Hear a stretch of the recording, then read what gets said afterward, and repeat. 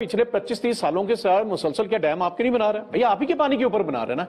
आप क्यों हमेशा इंटरनेशनल लेवल पे जाके अपना केस हारते हैं? क्योंकि हम वीक हैं। हम कहते हैं, साथ साथ ये भी कहा जाता है कि जो भारत में अपोजिशन है वो बड़ी कमजोर है और उसकी वजह से डेमोक्रेसी जो है बड़े खतरे में है। तो मोदी जी ने ऐसा क्या कर दिया है कि अपोजिशन इतनी कमजोर हो गई है?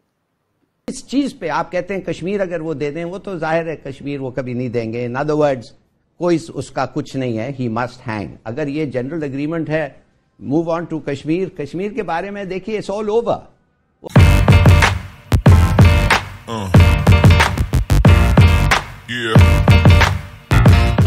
आपने पूछा कि भारत में डेमोक्रेसी खतरे में है और क्योंकि ऑपोजिशन नहीं, ये बात सही है और मैं भी ये बात मानता हूं कि आरजू जी, किसी भी स्ट्रांग डेमोक्रेसी के लिए एक स्ट्रांग ऑपोजिशन होना बहुत जरूरी है। इंडिया में वन साइडेड हो गया है, लेकिन I don't think we can blame Modi ji for winning elections. You see, ये राहुल गांधी साहब जो हैं, ये इलेक्शन जीत के खुश नहीं है। ये अब मोदी जी क्या करें डेमोक्रेसी के लिए? या तो मोदी जी ये बोलें कि नहीं ठीक है, भारत में democracy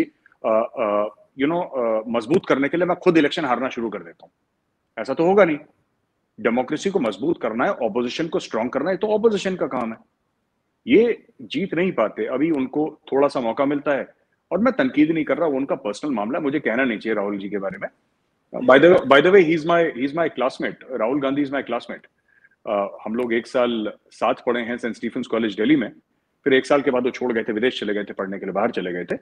and he is a very nice man. बड़े डिसेंट हैं राहुल गांधी जी, और ही is a very good human being. But I don't think he is cut out for politics. उनको मुझे नहीं लगता। सबका होता है, अपना एक टैलेंट होता है, मुझे नहीं लगता कि वो पॉलिटिक्स के लिए है। He is a very straightforward, very genuine sort of a guy. जितना मैंने उनको कॉलेज में देखा, मैं एक साल उनके साथ था कॉलेज में, और एक साल में मैंने देखा कि ही is a good person, he is not a bad person. But वही चीज है कि देखिए, इलेक्शन में ना आपको एक पॉलिटिशियन बनने के लिए, जैसे मोदी जी हैं, कोई परिवार नहीं है, कुछ नहीं है उनका ना, वो 24 घंटे यही काम है। तो वो Modi ji is made for politics. And उनको पता है, उनका पीपल कनेक्ट बहुत जबरदस्त है, क्योंकि उन्होंने हजारों गांव में रहे हैं भारत में। इतने साल, 20-30 साल उन्होंने साइकिल से, बैलगाड़ी से, बसों में सफर करा है। सड़क के कोने में खाना खाया है उन्होंने, रात को प्लेटफॉर्म पे सोए हैं, साइकिल से एक गांव से दूसरे गांव गए हैं। वो तो बाद में वो बने ना, वो तो बाद में बने चीफ मिनिस्टर, बाद में बने। वो पहला चुनाव एमएलए का लड़े, चीफ मिनिस्टर बन गए। मेंबर ऑफ पार्लियामेंट का पहला चुनाव लड़े, वो प्राइम मिनिस्टर बन गए। उसके पहले मोदी जी को कोई नहीं जानता था, वो तो आरएसएस के प्रचारक थे। तो उनका जो माइंडसेट है वो थोड़ा सा अलग है। आपके सवाल का जवाब में आखिरी में एक बात बोलता चलूं आरजू जी की, बात यह है कि अगर डेमोक्रेसी को स्ट्रांग करना है, तो मुझे लगता है कि ये हमारी जो ऑपोजिशन पार्टीज हैं, ठीक है, इनको थोड़ा सा ट्विटर से बाहर निकलना पड़ेगा। ये थोड़ा सा they are more obsessed with Twitter and social media.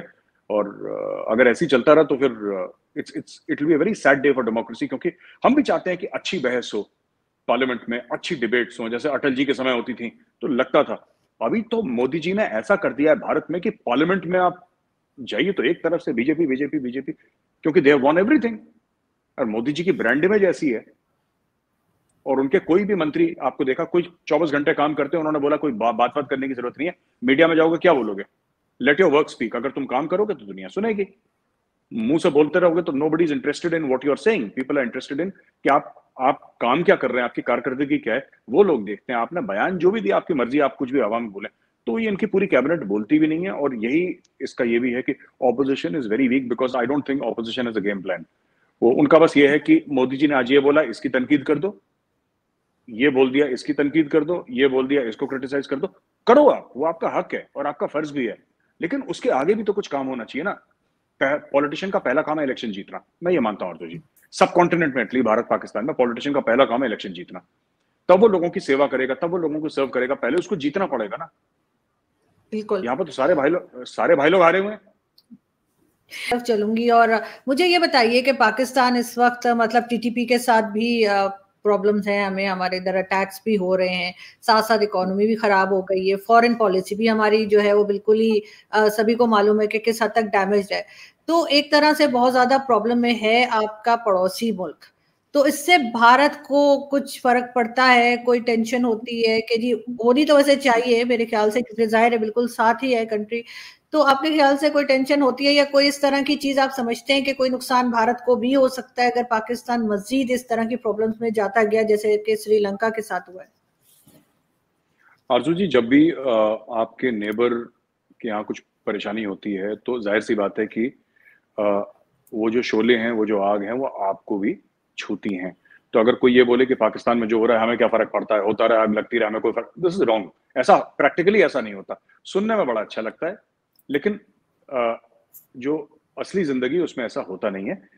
But ये चीज है कि आप इसको मैनेज कैसे करते हैं, राइट?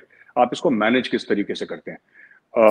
मुझे ऐसा लगता है कि खासतौर से पाकिस्तान के कॉन्सेप्ट में, अगर मैं आपका सवाल ठीक तरीके से समझ पाया आरजू जी, मुझे ऐसा लगता है मैम कि पाकिस्तान के कॉन्टेक्स्ट में, चाहे पाकिस्तान में कोई अच्छी चीज हो या बुरी चीज हो, मैंने कभी उसके पीछे प्लान नहीं देखा। अच्छी चीज भी हो जाती है और बुरी चीज भी हो जाती है, मतलब कि वो थिंग्स कीप ऑन हैपनिंग। उसके ऊपर कोई कंट्रोल नहीं है, कोई पॉलिसी नहीं है।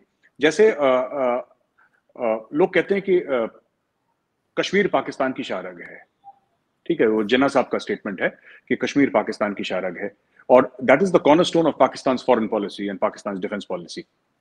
लेकिन मैंने कोई डॉक्यूमेंट नहीं देखा इंटरनेट पे विच सेज दैट ये पाकिस्तान की कश्मीर पॉलिसी है, कि आपके मुल्क का सदर है या वजीर आजम है, वो कौम को बैठा के बताए कि बच्चों ऐसा है, this is the thing that we are doing, या उनको ना भी बताए कौम को, राइट?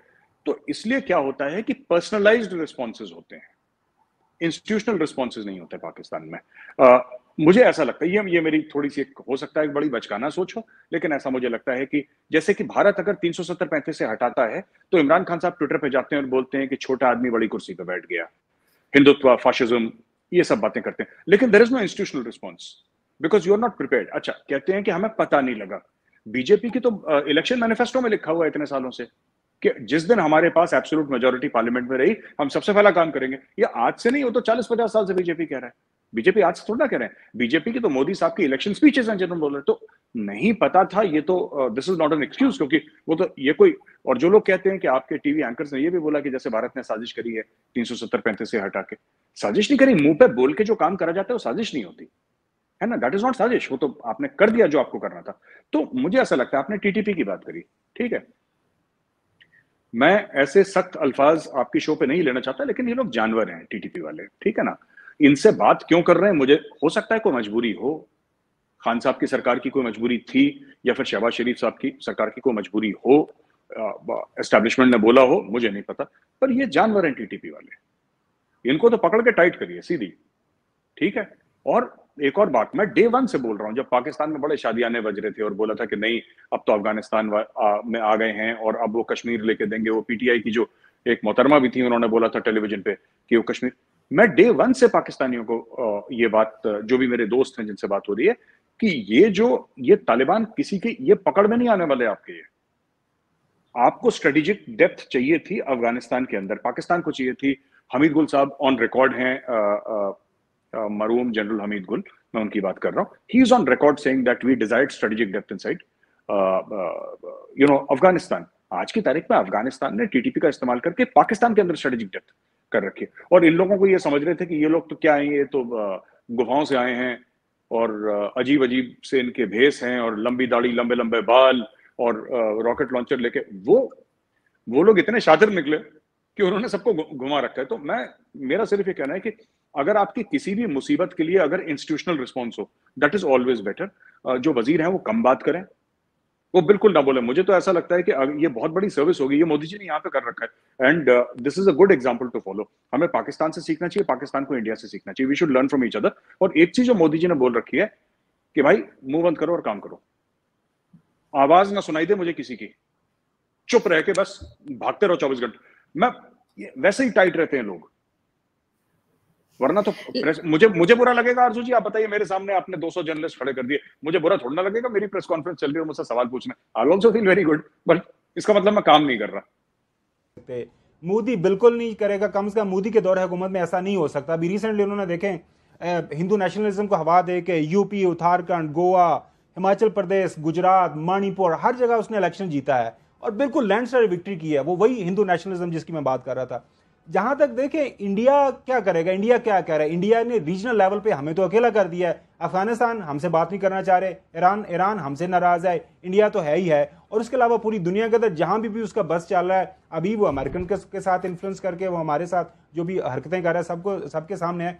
अब वही मैंने जो शुरू से बात कर रहा हूँ ये है कि हमने करना क्या है, हमने अब मोदी गवर्नमेंट को रिस्पॉन्ड कैसे करना है। तो दोस्तों कैसी लगी आपको ये वीडियो? अगर आपको ये वीडियो पसंद आई है और इसी तरह की और वीडियो देखने के लिए हमारे चैनल को लाइक शेयर सब्सक्राइब करना ना भूलें। जैसा कि हमने इस वीडियो में देखा कि कैसे जो कमर चीमा और साजिद तार है उन्होंने बताया कि जो मोदी जी है वो इंडिया को एक सुपर पावर बनाने में लगे हुए हैं और उनका जो मैनिफेस्टो बीजेपी का 2024 के इलेक्शन के लिए आया है उसके अंदर भी मोदी जी ने इंडिया को एक ग्लोबल सुपर पावर की तरह ही देख रहे हैं। साथ ही में जब कमर चीमा ने इंडिया का कंपैरिजन पाकिस्तान से किया कि पाकिस्तान के अंदर भी सऊदी अरेबिया इन्वेस्टमेंट करेगा, तो उस पर साजिद तार ने उन्हें समझाया कि इंडिया से पाकिस्तान का कंपेयर करना बेवकूफ़ी है। पाकिस्तान के अंदर जो भी पैसा आएगा वो लंदन और दुबई में चला जाएगा, क्योंकि जो उनके प्राइम मिनिस्टर जो भी उनके लीडर्स हैं वो सब पाकिस्तान छोड़कर लंदन दुबई के अंदर प्रॉपर्टी खरीद ले और पाकिस्तानियों के अंदर देशभक्ति नाम की कोई चीज़ नहीं है। तो कैसी लगी आपको ये वीडियो? अगर आपको ये वीडियो पसंद आई है तो इस वीडियो को लाइक शेयर सब्सक्राइब करना ना भूलें। जय हिंद। तो दोस्तों कैसी लगी आपको ये वीडियो हमें कमेंट सेक्शन के अंदर ज़रूर बताएं। अगर आपको ये वीडियो पसंद आई है तो इस वीडियो को लाइक शेयर सब्सक्राइब करना ना भूलें। जैसा कि पाकिस्तान मीडिया ने बताया कि कैसे